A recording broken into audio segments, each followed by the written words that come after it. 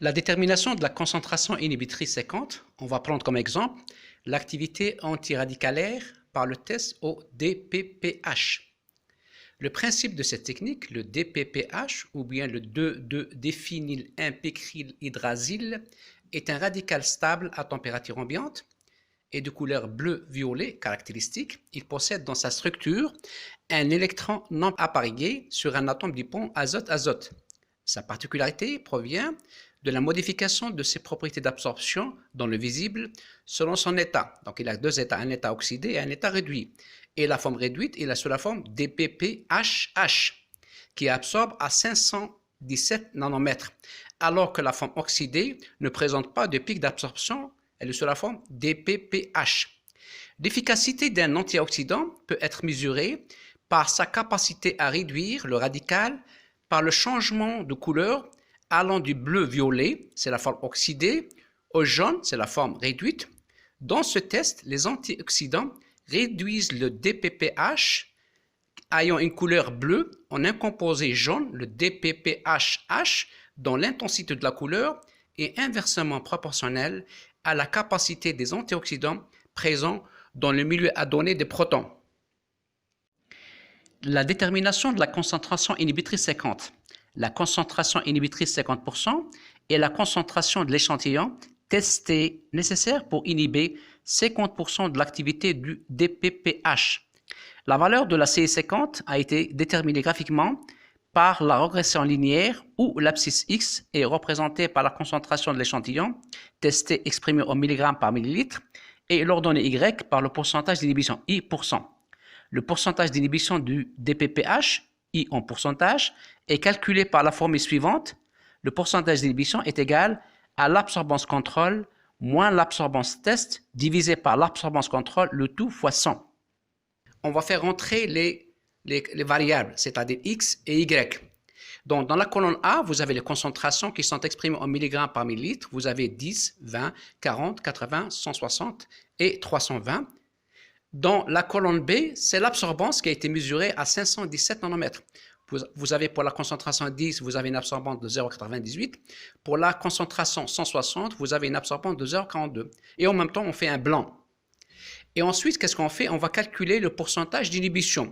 Selon la formule indiquée en bas, donc le pourcentage d'inhibition de DPH est calculé par la formule suivante. C'est le pourcentage d'inhibition, c'est l'absorbance contrôle moins l'absorbance test divisé par l'absorbance contrôle, le tout fois 100. Ensuite, qu'est-ce qu'on fait? On va sélectionner les deux colonnes, la colonne A relative aux concentrations exprimées en milligrammes par millilitre et la colonne C, c'est le pourcentage d'inhibition. Qu'est-ce qu'on fait? On va faire un clic sur l'insertion, ensuite nuage de points et là directement, vous allez voir une courbe de nuage de points associant l'ensemble des points. Et l'étape suivante consiste à ajuster ces points plutôt, sur une droite. Une droite qui permet d'approcher le mieux le nuage de points. Donc, il suffit tout simplement de cliquer sur les points du graphique. Ensuite, un clic sur ajouter des points de tendance. Et ensuite, pour l'option de la courbe de tendance, on clique sur linéarité. Et ensuite, on va cliquer sur l'affichage de l'équation sur le graphique et l'affichage du coefficient de corrélation, le R au carré. Et là, vous allez avoir directement une courbe de régression sous la forme Y égale AX plus B.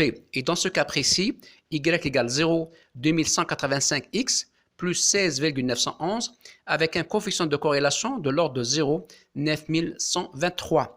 Donc, l'équation de droite de régression, Y égale 0,2185X plus 16,911 avec un coefficient de corrélation R au carré, c'est 0,9123. Donc, il est sous la forme Y égale AX plus B. Avec A, c'est la pente, le slope. Donc, dans ce cas-là, A, c'est 0,2185. Et B, c'est l'ordonnée à l'origine, l'intercept. Et dans ce cas-là, le B est égal à 16,911. Le coefficient de corrélation R au carré égale 0,9123. Si le coefficient de corrélation est proche de 1, ça veut dire qu'il y a une bonne liaison marquée entre les deux variables X et Y.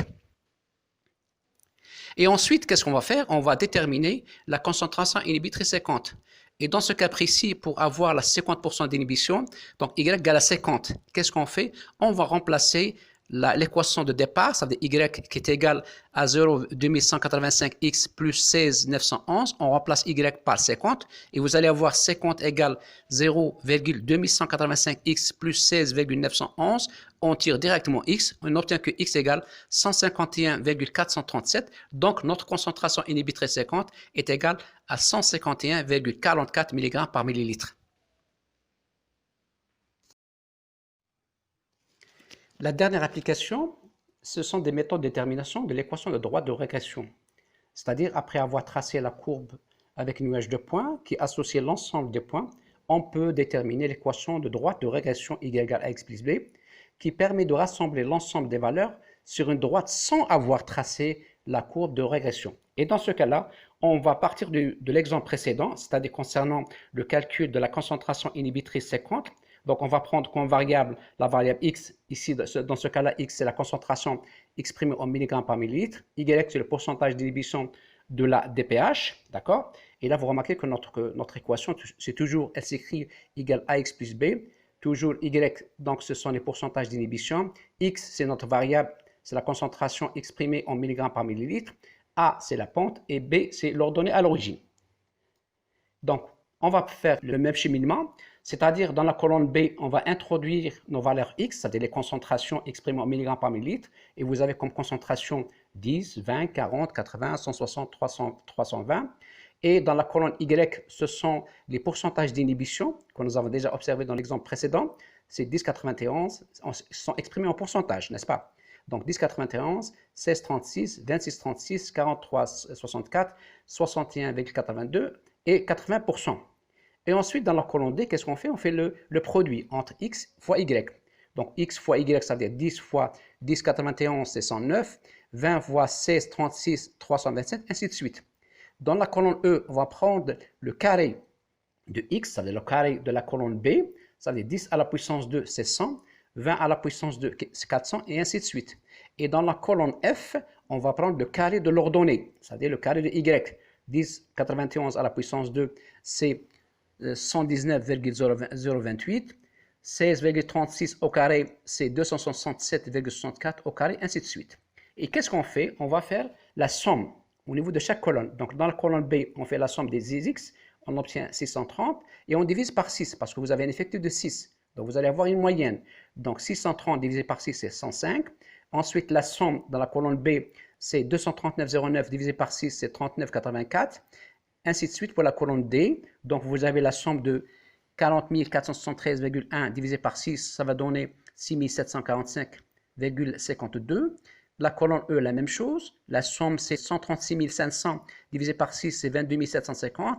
Et la colonne F, vous avez 13 207,69 divisé par 6, vous allez avoir autour de 2201,28.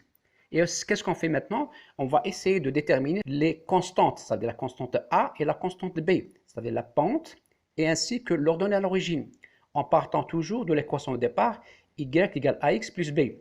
Et de ce fait, pour calculer la pente A, on applique la formule suivante, que A égale la covariance xy sur la variance de x, et la covariance xy, c'est xy bar, c'est la moyenne observée au niveau de la colonne D, moins x bar fois y bar, ça veut dire moins la valeur observée dans la colonne B fois la colonne observée dans la colonne C, sur la variance de x. La variance de x, c'est quoi? C'est le x au carré, c'est le x au carré, ça veut dire observé dans la colonne E, moins la colonne, c'est x au carré, la moyenne, c'est-à-dire que au niveau de la colonne B. Donc, si on calcule la pente A pour la covariance xy bar, donc c'est la moyenne, vous avez là, c'est 6745,51 moins x c'est 105 fois y qui est 39,84. Donc tout ça c'est le covariance. Par contre la variance x c'est x carré, x carré c'est ça de la colonne E, c'est au niveau de là, vous avez ces 22 750 moins x, le tout au carré c'est la colonne B, c'est-à-dire c'est 105 au carré. Donc, et on fait le calcul, on trouve que A est égal à 0,21. Donc, de même maintenant, pour tirer la valeur B, ça veut dire la constante l'ordonnée à l'origine, on applique la formule y égale ax plus b, et vous avez que B égale y bar, ça veut dire la moyenne de y bar, moins A fois x bar. Donc, y bar moins a fois x. Donc, y bar, regardez la colonne C. La colonne C, la moyenne, c'est 39,84. Moins a, c'est 0,21. Fois x bar, c'est la valeur au niveau de b. Et on trouve que notre valeur b est égale à 16,91. Donc, c'est l'intercept. Donc, on remarque que notre équation s'écrit sous la forme suivante. Y égale 0, 2184x plus 16,91. On remarque si on fait la comparaison entre cette équation de droite et l'équation de droite retrouvée par le modèle Excel dans la détermination C50, c'est toujours la même équation. Donc, on trouve la même équation que nous avons déjà trouvée précédemment dans la courbe avec l'Excel. Et ensuite, on cherche le coefficient de corrélation linéaire, x. Donc, le R, c'est la covariance XY sur l'écart type de x fois l'écart type de y. Donc, au numérateur, covariance XY est déjà calculée au départ sur l'écart type de x fois l'écart type de y. Donc, l'écart type de x, c'est la racine carrée de la variance de x fois la racine carrée de la variance de y. Donc, la covariance de xy est déjà calculée au départ. Donc, on avait trouvé, c'était 2561,44. Pour la variance de x, c'est x au carré, c'est la valeur de x au carré, c'est au niveau de la colonne E, moins la colonne B, c'est-à-dire c'est de 22 750 moins 105 au carré. Donc, on trouve que la variance de x, c'est 11 725. Et on fait la même chose pour la variance de y. Donc, on va prendre y au carré, c'est-à-dire la valeur trouvée dans la colonne F, c'est 2201, moins y au carré au niveau de la colonne C. Ça veut dire c'est 39,84 au carré. On trouve que la variance de y est égale à 613,39. Et là, qu'est-ce qu'on fait? On va prendre la racine carrée de la variance de x et la racine carrée de la variance de y. Et on remplace directement dans la formule de départ, c'est-à-dire que coefficient de corrélation linéaire qui est égal à la covariance xy sur la racine carrée de la variance de x fois la racine carrée de la variance de y, on trouve directement que R est égal à 0,955. Donc, si on fait le carré, donc on trouve que le R au carré, ça veut dire le coefficient de détermination, c'est 0,91. On remarque, même chose, que le coefficient de corrélation trouvé par cette méthode est le même que celui qui a été trouvé par le modèle Excel. On déduit que les deux méthodes, la méthode graphique par l'utilisation de l'Excel et la méthode de calcul sans le recours à la courbe de régression, on obtient la même équation de la droite de régression y égale à x plus b. Donc, cette équation de droite de régression, elle permet de rassembler l'ensemble des points autour d'une droite.